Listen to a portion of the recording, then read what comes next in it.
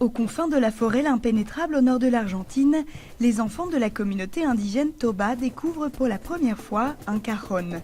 Une caisse de résonance pourtant inventée dans la région au XVIIIe siècle, mais abandonnée puis oubliée. Ils retrouvent ces lettres de noblesse en Espagne dans les années 70 grâce au flamenco. Les jeunes générations tobas n'en ont jamais vu, mais à peine l'instrument est déballé que les petites mains s'agitent en rythme. Les plus dissipés se taisent et la musique se révèle tout naturellement. Quand l'enfant monte sur le cajon, c'est comme s'il montait sur une moto ou un vélo. C'est le seul instrument, quand tu joues, qui fait monter la musique en toi. Ici, la forêt et les terres de leurs ancêtres se réduisent au profit des monocultures envahissantes, comme le soja. Faute de ressources suffisantes, les indigènes sont de plus en plus nombreux à partir vers les villes chercher du travail.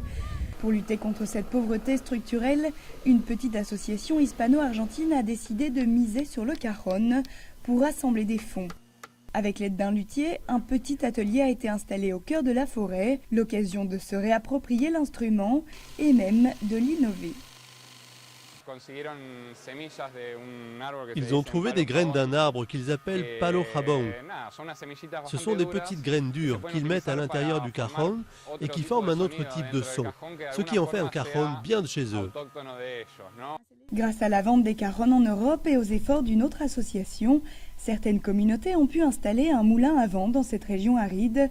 De quoi avoir de l'eau toute l'année et ainsi relancer les cultures et l'élevage traditionnels, peu importe la saison.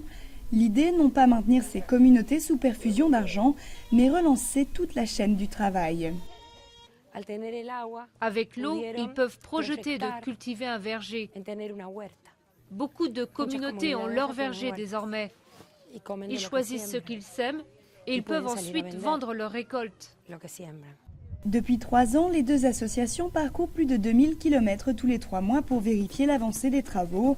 Une longue journée de voyage pendant laquelle ils rêvent qu'un jour, les indigènes du Chaco retrouveront leur autosuffisance.